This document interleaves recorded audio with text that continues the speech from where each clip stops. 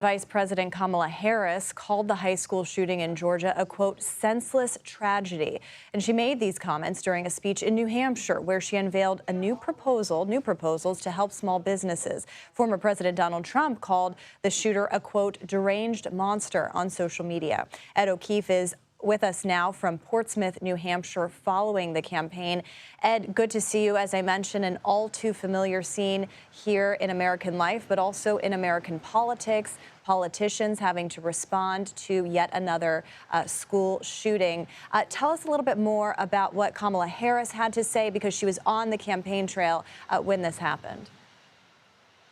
Yeah, Caitlin, this was the first time since she became the presumptive and then official Democratic Party nominee that this kind of an event had happened and, in essence, interrupted or overshadowed what was an otherwise completely unrelated stop here in New Hampshire. So she brought it up at the beginning of her appearance at a nearby brewery and said this.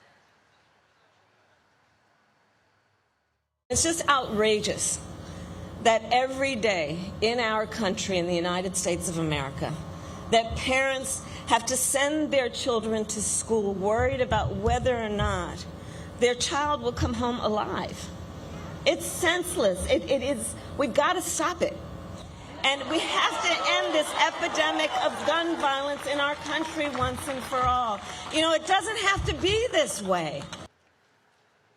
The other point that the vice president made, Caitlin, is that in her tour of college campuses over the past year, she often would ask the students whether they'd ever participated in a active shooter drill, as opposed to an earthquake drill for kids out in California like her back in the day, or a fire drill. And she said most hands would go up in any auditorium or arena she was in when she asked that question, a sign of the times, and something that older Americans certainly may not be able to relate to.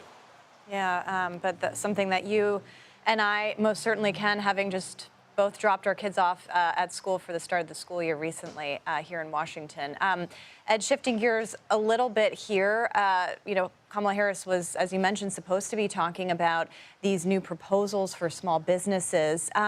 What did she outline today? What is she proposing?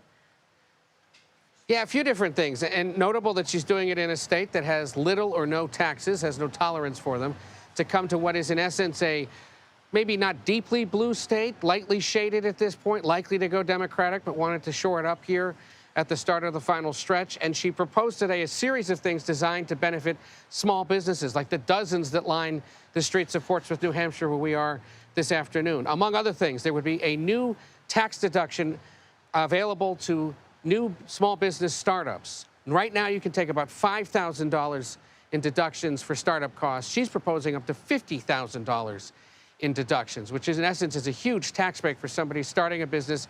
The average cost, her campaign say, for a startup is about $40,000 in that first year.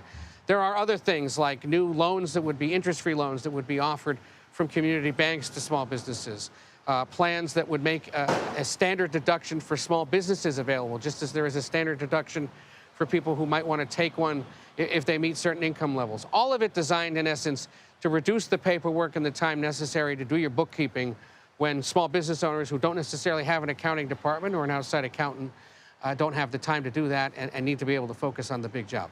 No surprise in talking to some people around here today, there is interest in this, support for it generally. She hinted, though didn't specify, that at least some of this would be paid for with higher taxes on wealthy Americans and on big corporations, and on ensuring that, you know, especially those corporations certainly would pay more. And we also got to point out, this is just a pie-in-the-sky idea for now. It would require congressional action. Congress already, however it's divided next year, has a series of tax-related issues it's going to have to address, including whether to extend the Trump-era tax cuts for wealthier earners. All right, so Ed, she's introducing some policy proposals. She's also preparing for that big debate next week. We just have about a minute left, but tell us what you know so far about how she's planning to prepare. She's going to Pittsburgh, Caitlin. Tomorrow she heads out to Western Pennsylvania and is essentially camping out there until next Tuesday, when she'll head across the state to Philadelphia to face off with the former president, who continues to say there's no need to hold formal debate sessions because he's been, quote, preparing my entire life. We'll see how that goes this weekend and whether the formal preparation or the lack thereof make any difference on Tuesday.